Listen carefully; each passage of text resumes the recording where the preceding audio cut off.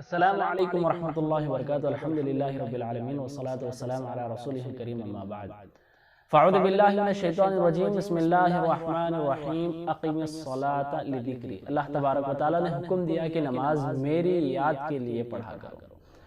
تو نماز اللہ تبارک و تعالیٰ کی یاد ہے، اللہ تبارک و تعالیٰ کا ذکر ہے۔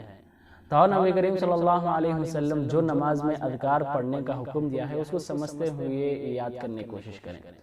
رسول اللہ صلی اللہ علیہ وسلم جب بھی رکوع کا موقع ہوتا تو جو بھی دعائیں سکھائیں اور زبردست دعائیں اللہ کے رسول نے سکھائے ہیں۔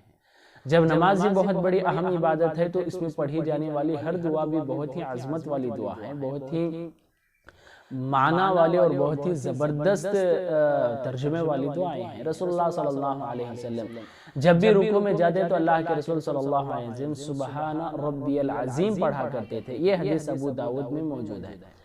رسول اللہ صلی اللہ علیہ وسلم 3 مرتبہ سبحان ربی العظیم، سبحان ربی العظیم، سبحان ربی العظیم پڑھا کرتے تھے، جبکہ یاد رکھو ایک بار پڑھنا واجب ہے اور 3 مرتبہ پڑھنا یہ سنت ہے۔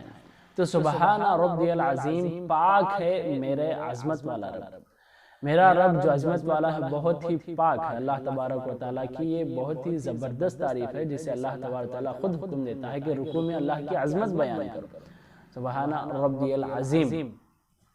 اس کے بعد بخاری میں یہ حدیث موجود ہے اور مسلم میں بھی حدیث موجود ہے۔ رسول اللہ صلی اللہ علیہ وسلم یہ بھی دعا پڑھا کرتے تھے، سبحانک اللہم ربنا و بحمدک اللہم اغفر لی، سبحانک اللہم ربنا و بحمدک اللہم اغفر لی۔ اللہ کے رسول صلی اللہ علیہ وسلم یہ دعا رکوع میں پڑھا کرتے تھے، تو 3 مرتبہ پڑھنے کے بعد یہ دعا ضرور پڑھنا چاہیے، سبحانک اللہم و بحمدک ربنا و بحمدک اللہم اغفر لی۔ اے اللہ تو بہت پاک ہے اور تیری ہی لیے ہر طرح کی تعریفیں ہیں، اللہ میری مغفرت فرما۔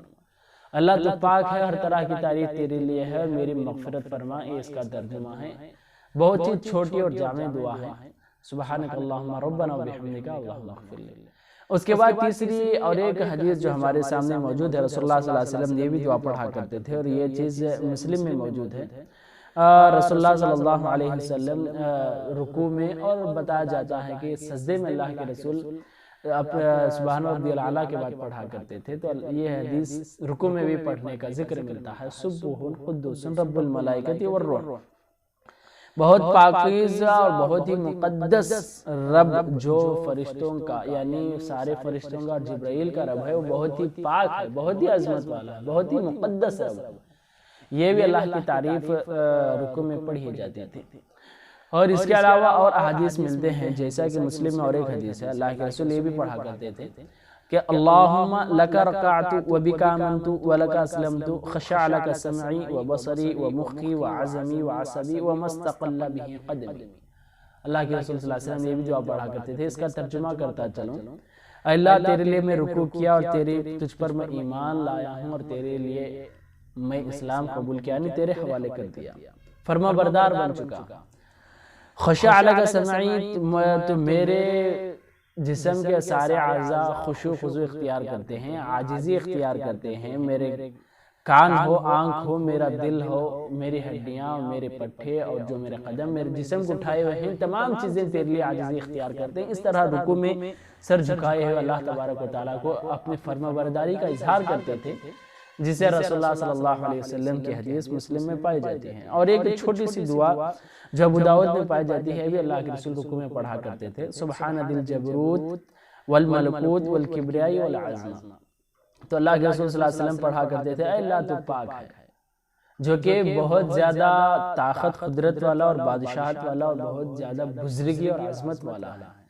یہ بھی جو اللہ کے رسول صلی اللہ علیہ وسلم رکوع میں پڑھا کرتے تھے، تمام تعریفیں اور اللہ تبارک و تعالیٰ کی شان بیان کرنے کے بعد جیسا ہی امام سمع اللہ لمن حمیدہ کہتا ہے، تو سمع اللہ لمن حمیدہ کا ترجمہ یہ ہے کہ اللہ تبارک و تعالیٰ نے تمہاری تعریف کو سن لیا، سمع اللہ لمن حمیدہ، جس کی تعریف تم کرتے ہو اللہ تبارک و تعالیٰ وہ تعریف سن لیا ہے۔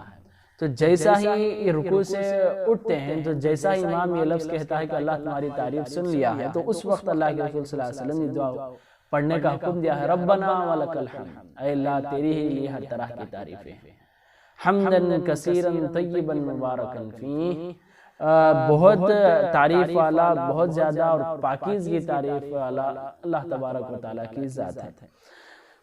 اس طرح رسول اللہ صلی اللہ علیہ وسلم رکوع سے اٹھنے کے بعد یہ دعا پڑھا کرتے تھے، جو کہ یہ دعا بخاری میں موجود ہے، اور ایک بہت طویل دعا ہے جو صحیح مسلم میں پائی جاتی ہے، اس کو میں عربی میں پڑھ کر سناتا چلوں۔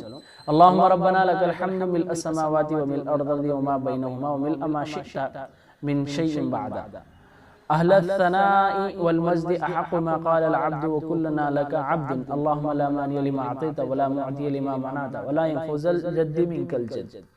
تو رسول اللہ صلی اللہ علیہ وسلم یہ بھی دعا رکوع سے اٹھنے کے بعد پڑھا کرتے تھے۔ اس کا حوالہ ہم کو مسلم سے ملتا ہے، صحیح مسلم کتاب میں یہ حدیث موجود ہے۔